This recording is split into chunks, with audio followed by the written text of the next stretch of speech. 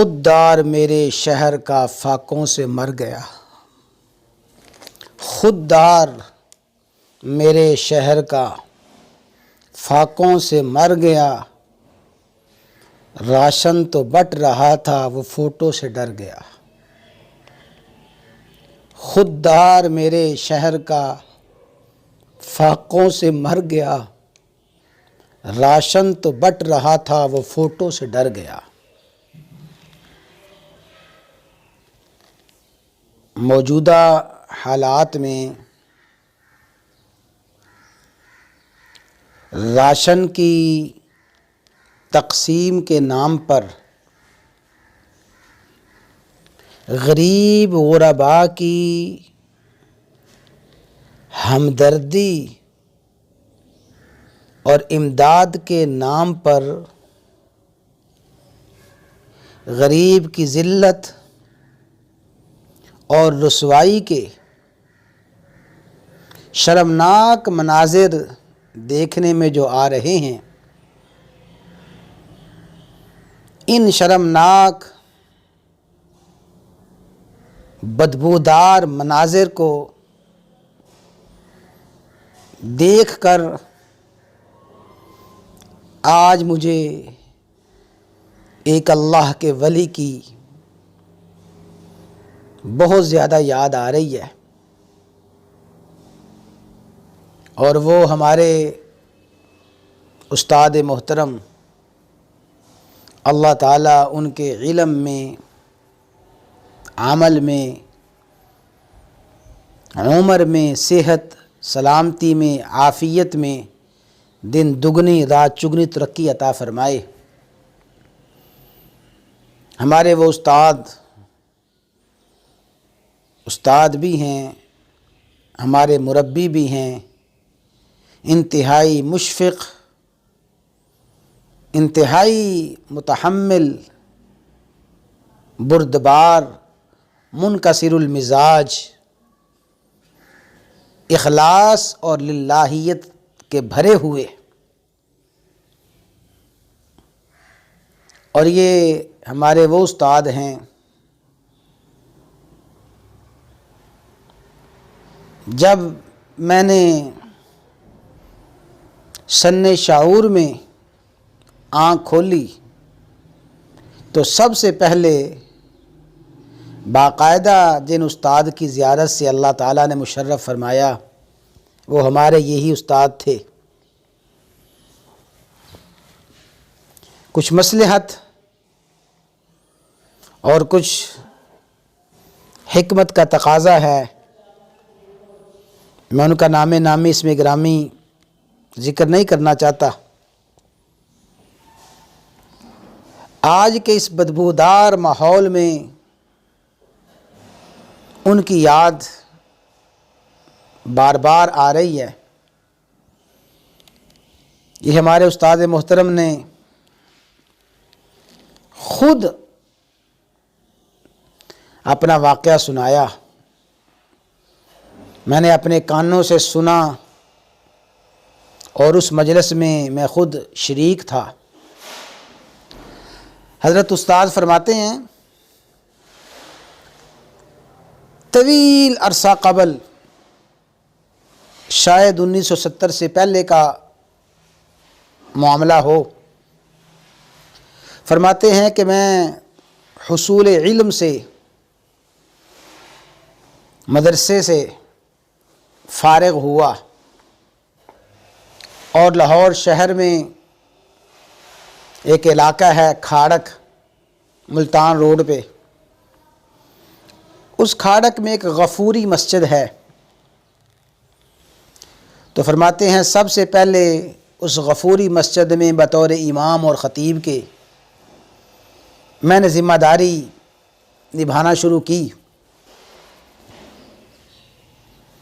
اس وقت بھی کھاڑک محلہ شیعہ مسلک کے اکثریت لوگوں پر مشتمل تھا، اور جاننے والے جانتے ہیں کہ آج بھی کھاڑک میں شیعہ مسلک کے لوگوں کی بہت زیادہ تعداد ہے۔ فرماتے ہیں کہ میں نے جب وہاں خطابت امامت شروع کی عشاء کی نماز کے بعد درس حدیث شریف شروع کیا۔ امن امان کا، سکون کا، اطمینان کا دور تھا۔ کوئی فرقہ وارانہ کشیدگی، لڑائی جھگڑا، قتل و غارت گری کچھ بھی نہ تھا۔ فرماتے ہیں کہ میں نے درس حدیث شروع کیا اور درس حدیث سپیکر میں ہوتا تھا، اور اس وقت کھاڑک انتہائی پسماندہ بستی، بالکل چھوٹی سی بستی اور ایک گاؤں تھا۔ بڑا امن سکون کا زمانہ تھا۔ عشاء کے بعد ہر طرف خاموشی ہوتی تھی، تو سپیکر میں درس حدیث ہوتا تھا۔ درس حدیث چلتے چلتے صحابہ اکرام کے فضائل، صحابہ اکرام کے مناقب شروع ہو گئے۔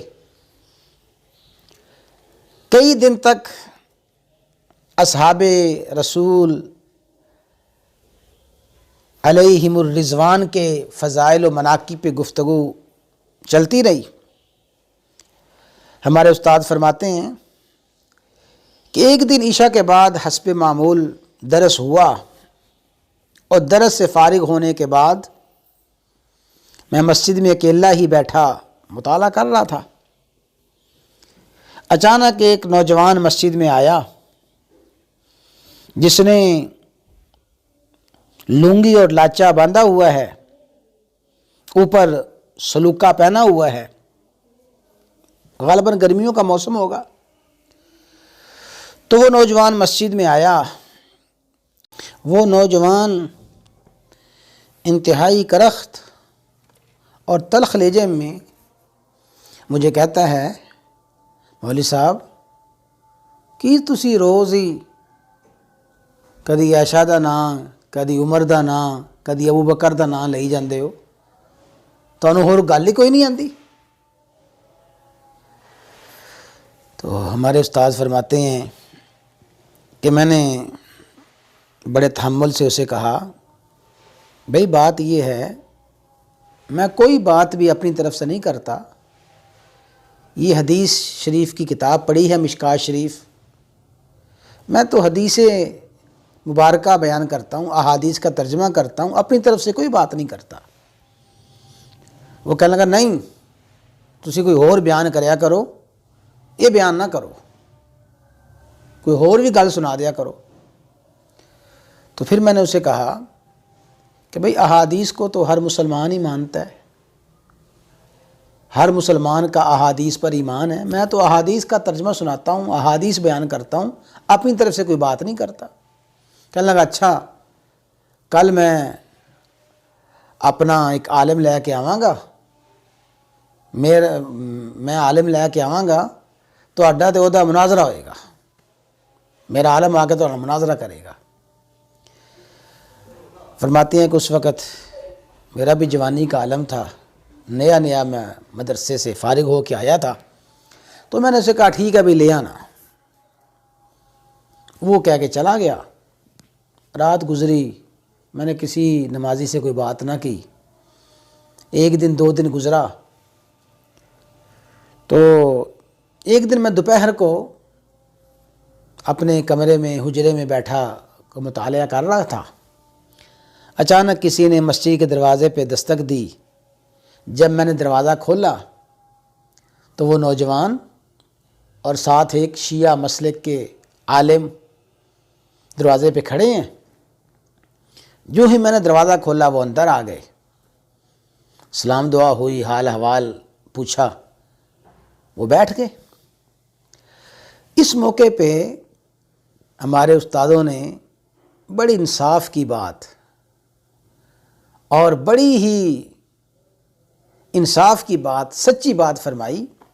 فرمانے لگے کہ وہ آنے والا شیعہ مسلک کا عالم تھا شیعہ اور شیعہ کا عالم تھا، لیکن انتہائی صاحب علم آدمی تھا اور متحمل مزاج تھا، اور استادوں نے اس کے طبیعت کے حوالے سے اچھی باتیں کہیں کہ سنجیدہ طبیعت کا تھا۔ وہ بیٹھا، حال حوال کے بعد کچھ مسائل پہ گفتگو شروع ہوئی، تو فرماتے ہیں کہ جیسے وہ بڑا سنجیدہ مزاج تھا، گفتگو سنجیدگی کے ماحول میں ہوتی رہی۔ 5 7 10 منٹ تک جب اس نوجوان نے دیکھا کہ یہ مولوی تو ہنس ہنس کے باتیں کر رہے ہیں اور بڑے ہی آرام سے، پیار سے، محبت سے گفتگو ہو رہی ہے، وہ سوال کرتا ہے، میں جواب دیتا ہوں، میں سوال کرتا ہوں، وہ بڑے اچھے طریقے سے جواب دیتا ہے، اس نے 10 15 منٹ یہ ماحول دیکھا تو پھر وہ اٹھ کے چلا گیا۔ کچھ دیر تک وہ شیعہ عالم میرے پاس بیٹھے، پھر وہ بھی چلے گئے، اور فرمایا کہ اس کے بعد وہ شیعہ عالم از خود کئی مرتبہ میرے پاس مسجد میں ملاقات کے لیے آئے، مختلف مسائل پہ گفتگو ہوتی، بات چیت ہوتی، بڑے اچھے ماحول میں ہماری بات ہوتی، پھر وہ چلے جاتے۔ از خود کئی مرتبہ وہ میرے پاس بعد میں بھی آتے جاتے رہے۔ اتنی بات سنا کے استادوں نے فرمایا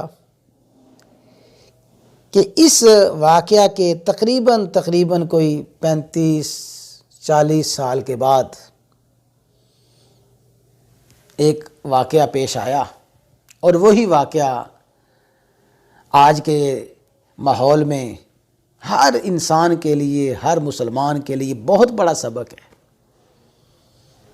فرماتے ہیں کہ وہ غفوری مسجد سے تو کچھ عرصے بعد میں آ گیا، پھر جہاں مدرسہ ہے، یہ مدرسہ کے بنایا، جنگل بیابان تھا یہ بھی، تو اس مدرسے میں کام شروع ہوا۔ الحمدللہ وہ بہت بڑا دارالعلوم ہے، بہت بڑا مدرسہ ہے۔